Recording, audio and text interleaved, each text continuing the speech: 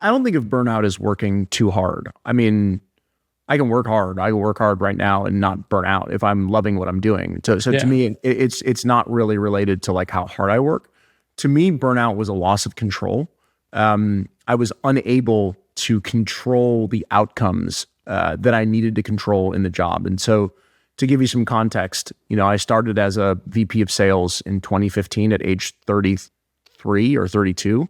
And I thought I was going to grow this business to $1 million run rate. And like, then they would go replace me and get someone older and need more experience and all that stuff. And like, I went on a roll and, got past 50 million in 4.5 years.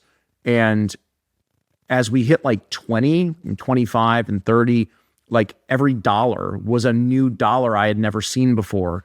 It opened up problems I had never seen before. My team was getting bigger every single day. My responsibility was getting bigger every single day. And the problems that arose from me not having seen those situations before began to compound. And so like you're trying to solve one problem. It felt like Tetris, when like the pieces are falling real fast and they're like starting to stack up on one another. And you're like, whoa, I can't even get going because things are stacking up so fast.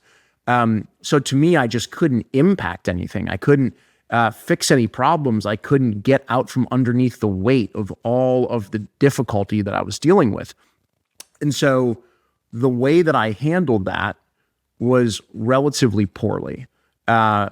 It's in the past ways I've handled other highly stressful situations, which is I stopped sleeping.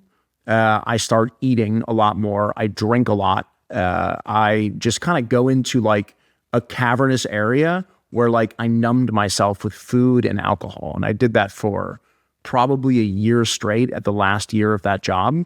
And when you take the pressure and anxiety and stress and stacking of problems, and then you compound that with lack of sleep and alcohol and not exercising or taking care of yourself, it's a recipe for disaster, right?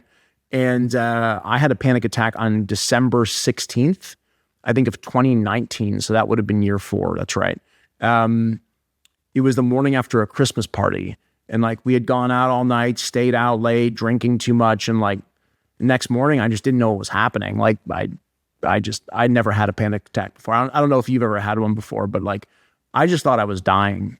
Like I was hallucinating and screaming and down on my knees, and my wife called 911. It was one of the worst days of my life. I've had a second one since, and that was another terrible day. But that was how I burned out. That's scary. I've had several people recount almost the same exact experience and there's always a sort of numbing involved. Mm-hmm. Right? Because you have the underlying emotions and then you sort of numb the emotions, but all you've done is numb them. They're still there and stronger than ever, and your body sort of needs to feel them.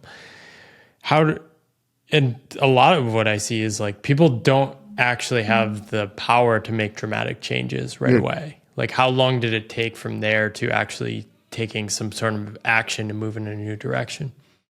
Basically the next day. That's pretty good. Faster than I mean, I had to. Like it was such a chaotic experience. I felt so lucky to be alive the next day because I thought I was like having a heart attack. I didn't know like what was happening, right? I don't think people can understand unless they've had one, just how like you just don't know what's going on. So I committed to daily exercise. So my wife and I started walking 8 to 10 miles a day. We lived in LA and we lived on flat land, and so after breakfast, after lunch, after dinner, every day, 3.3 miles around our neighborhood. It was a 1.1 once around, and we just did it 9 times a day. Cut alcohol completely for 90 days. Stopped ordering takeout and all that stuff and just started cooking at home. My wife's a really good cook. And I went and told my boss. And I said like, hey, this thing happened. I don't think that I can continue to work here. And I'm still really close with the CEOs of that company, and currently an investor and an advisor in their new project, and love those guys. And they were super like bought in, and they're like, hey, you can't leave tomorrow. You'd really put the business in a bind.